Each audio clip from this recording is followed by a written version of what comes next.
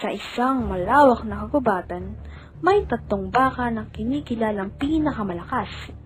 Sila ay tinuturing ng mga bayani dahil sa kanilang kakayahan. Mayroong napakabilis, napakalakas, at napakatalino. Naroon si Tikas, ang pinakamalakas.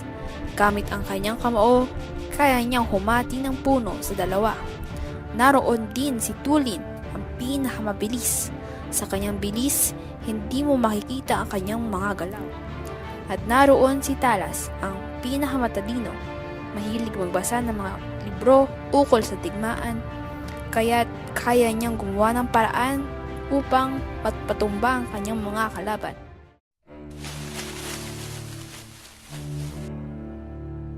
Si Leon ay mabagsik at mapangahas. Marami ang natatakot sa kanya.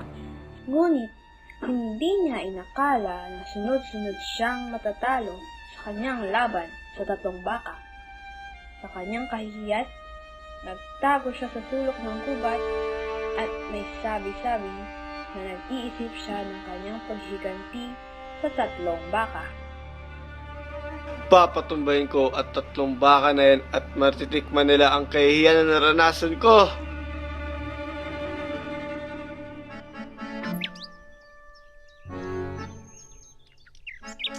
Oy Tulin, ilang araw pa ba bago ang panibagong laban sa arena para mapagpalakas pa ako?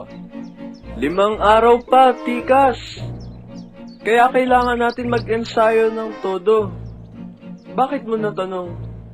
Kasi narinig ko na pupunta sa laban si Leon at hahamunin niya tayo. Ha ha ha, kaya pa ba niya tayong hamunin pagkatapos ng lahat?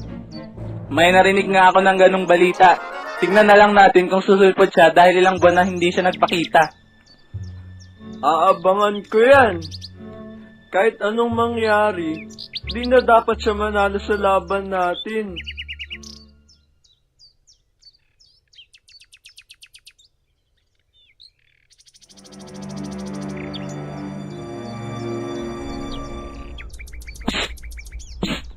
Hoy, Hunghang! Ay, Tikas!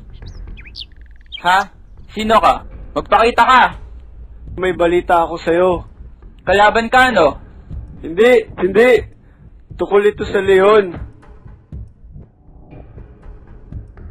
Nung natalo niya daw ang Leon, parang pinag-utusan ka lang daw ni Talas.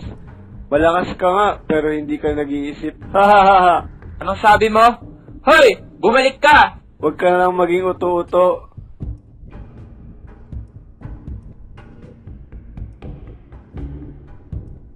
Tulin, ang hina daw ng mga suntok mo. Alam niya mo sa pakikipaglaban. Mabilis ka lang daw, sabi ni Tikas. Ano? Sino yun?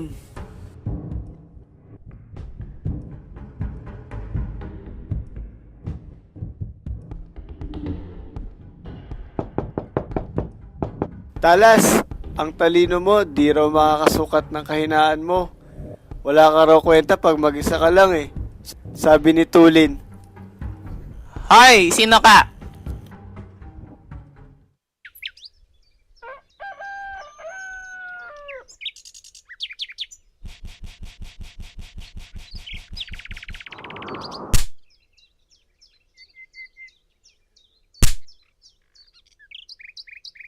Hoy Talas! Sabi mo raw, utu-utu ako. Ibalik mo yun sa'yo. Kasi, ikaw rin, utu-utu! Hindi ako nagsabi nun, macho. Pero may nagsabi daw na walang kwenta daw ako sa ating 3. Hoy! May naririnig din ako nagyayabang ka, Tikas ah. Na ang hina ko sumuntok? Pwes, sisipain kita! Ano? Sino nagsabi niyan? Baka ikaw ang nagkakalat ng chismis, Talas. Ba? Makasta ka, macho. Ano? Gusto mo ng laban?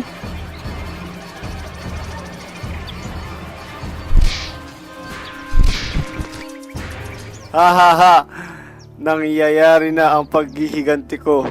Hindi na sila makikipaglaban bukas kasi bugbog sarado na sila. Hahaha.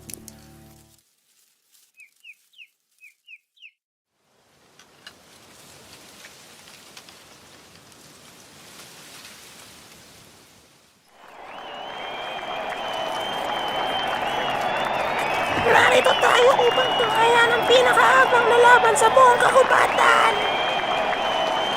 Ang unang kalaro, ang dating kampiyon, si Leon.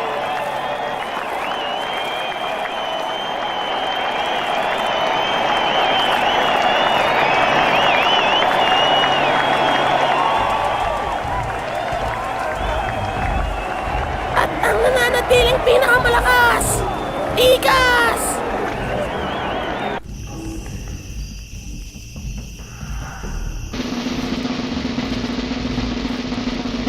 At dahil wala si Tigas, si Leon ang ating magiging bagong kampiyon. Kilala ka na namin, Leon. Bata pa lang tayo, alam na namin ugali mo.